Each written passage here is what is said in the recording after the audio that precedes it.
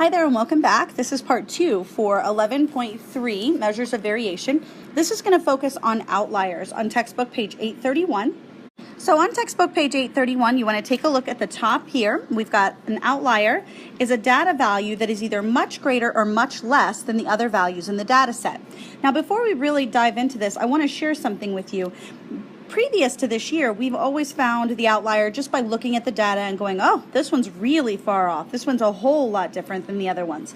So what we're actually doing now, this entire numerical process that you're about to embark on, what we're going to be doing is we're basically determining what much greater or much less than actually is with a statistical number. So an outlier is a data value that is either much greater or much less than the other values in a data set. So that's really important. What we're doing is determining what that much later or much less than is.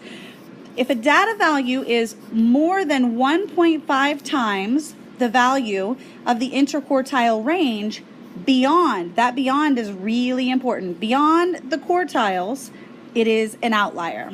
Okay, so let's go ahead and look at our first example. Right here, the first thing you want to do for step 1 is obviously you're going to line your numbers up from least to greatest. They've already given them to you in that order, so you just want to go ahead and do that. Step 2 that I've outlined here in red is you just finding the median, which again, this should all be review. You just count from the outside, so 23 and 72 are partners, 48 and 63 are partners, 49 and 57 are partners, and then 55 is in the middle. So that worked out nicely.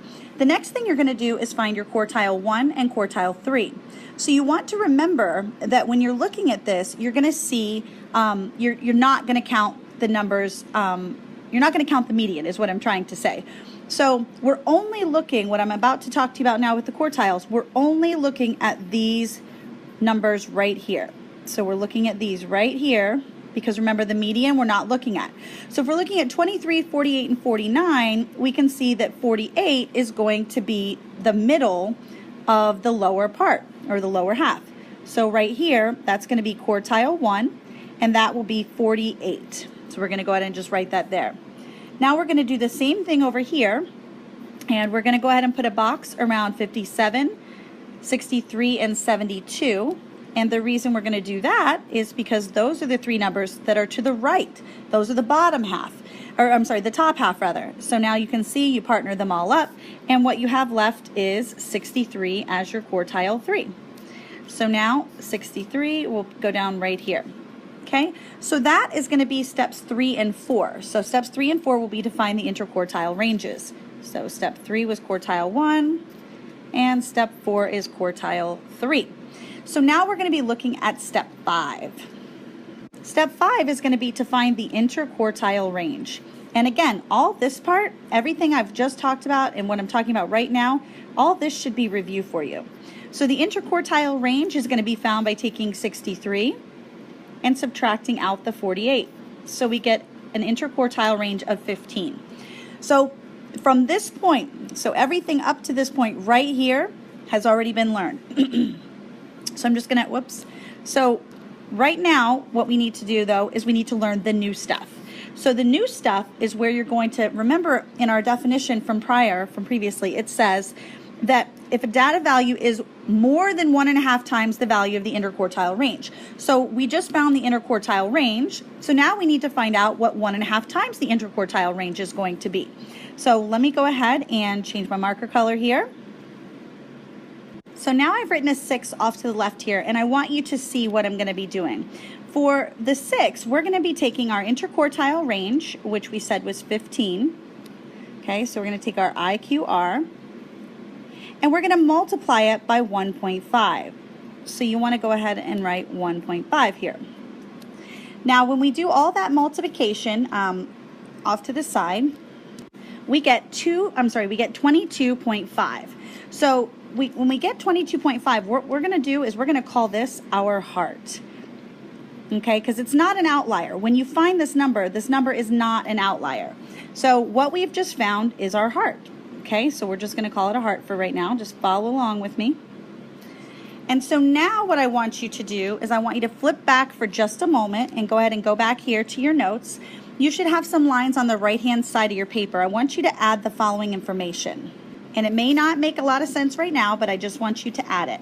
So now what you're going to add is that you're going to take quartile 1 and you're going to subtract your heart. And then you're going to take quartile 3 and you're going to add your heart. And again, I realize this makes no sense now, but this is going to be to find your limits. Okay, your limits are going to be basically your cutoff for your outliers. So let's go ahead and go back to our work over here now, and let me show you how we're going to do that. So that was step 6, is finding the heart. So now step 7, we're going to do right here. Step 7 will be to find our lower quartile limit. So we're going to take, like I said just a second ago, quartile 1, and we're going to subtract our heart. So you want to write this right here. And then right next to it, you want to write the numbers for this problem that actually plug in there. So quartile 1's number, remember, was 48. And remember, we just found out that our heart is 22.5. Okay? When you subtract that out, you get 25.5. So now what we know is 25.5 is our boundary limit. And let me tell you what that means. Let me go ahead and show you, and you can write that as well. Our boundary limit means that any number below 25.5 is an outlier. So let's go ahead and look up at our number line, our number set really quickly right up here. We've got 23, 48, 49, 55, 57, 63, and 72. So now I want you to look at that, and I want you to think about, if this was a number line, where would 25.5 go? Well, 25.5 would go right about here. So this is going to be your limit, and I want you to write 25.5 right here so that you remember that that's your limit, okay? So remember, anything below that line is going to be an outlier. So now we're going to move on to step 8, and I'm going to go ahead and screenshot this and then move it to the next page. Right, so as you can see, I've got like a mini version of what we were just working on because I want to make sure that we can follow along, because on your paper it should all be in one section. So now we're going to go ahead and go to step 8. So for step 8, I'm going to do that in purple. We're going to take our quartile 3 and we're going to subtract our heart. Because remember, that was the process I gave you. And now off to the right, you're going to want to just plug everything in like we did for quartile. I'm sorry, not subtract. We're going to add. Sorry about that. Hold on, brain freeze. There we go.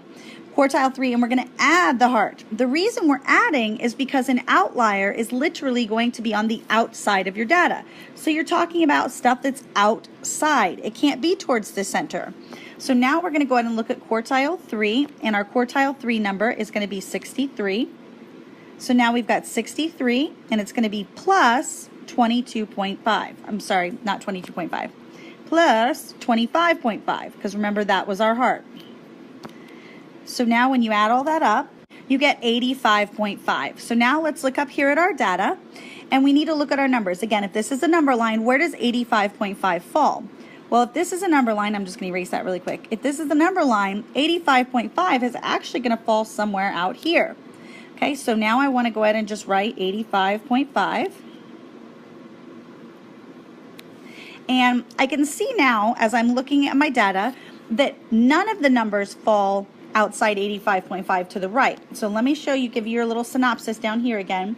So what that means here is that any number above 85.5 is an outlier. So if it's above 85.5, it's an outlier. And on this one, it was any number that's below 25.5. So now you can look at your data and you can make your conclusions based on your data. And as you can see, because that 23 falls below your line, 25.5, 23 is considered an outlier. So that wraps up that example. Now I'd like you... All right, welcome back. Let's see how you did. So this one was a little different because of the numbers that it had in it, because of the total number of numbers. If you had looked at this at first glance, you might think, oh, well, definitely 1,121 or definitely 88. Those are definitely going to be outliers. But then you had to do the process. So step 1 was, of course, to line the numbers up from least to greatest. So they already have them in an order there for you. I'm just going to double check 1, 2, 3, 4, 5, 1, 2, 3, 4, 5. Perfect. Then step 2, of course, is going to be to find your median. So we're going to pair up 88 and 1121, 251 and 251 and 354, and then we get a median for 275. Now remember, as I said before, you cannot count the median when you're looking for your lower and upper quartiles. So we're going to go ahead and put a box around 88 and 251 because those are going to be the numbers that we're going to work with to find our quartile 1. So because we have 2 here, that means we're going to need to add them up and divide by 2 to find the quartile 1. So as you can see off to the right, I have done that. Now I didn't show you all the division work for time's sake. So now what we get here, I'm going to go ahead and back up out. What we get here for our quartile 1 is going to be 169.5. So we're going to go ahead and write that here. And now we're going to go over here to the right and do the same thing because again, remember, we can't use the median. So we've got 354 and 1121. So we're going to add those up and divide by 2. And we end up with our quartile 3 being 737.5. So we're going to go ahead and write that right here. And now, of course, for step 5, we're going to find the interquartile range, and we're going to do that by subtracting 169.5 from 737.5. So for that, we get 568. So everything up until this point, remember, should have been review. So now we're going to go ahead and find our heart. To find our heart, we need to have 568 times 1.5. So I'm not going to show you the math here, again, just for time's sake, but you do need to have done the multiplication. So you should have gotten 852. And that number is going to count as your heart, okay? Now remember, if you look back at the steps, you'll see what you're supposed to do next. So your next step is going to be to find the quartile 1 limit. So your quartile 1 limit, let's find quartile 1, which is 1. So you need to take quartile 1 and you need to subtract out your heart. So quartile 1 was 169.5. And when you take away 852, you're going to have a negative number. It's going to be pretty big. You just need to know that it's a negative number. It's going to be a number less than 0, okay? So we know that that isn't really going to be a factor. So we can draw our little line down here, and we can even write negative because that's going to be a negative number. So that will not be a factor. We won't have any outliers on the bottom of quartile 1. But now we need to go ahead and take a look up here at quartile 3. So for step 8, we're going to do quartile 3, remember, plus our heart. Remember, we're adding to quartile 3 because outliers are on the outer limits. So if we're on the top end, we're going to get bigger for an outlier. So quartile 3, again, was 737.5, so we'll write that right here. And then we're going to add our heart, which we said was 852. So we get an upper limit of 1,589.5. So now we need to look at our numbers again like they're on a number line, and we see 1121 is our largest number.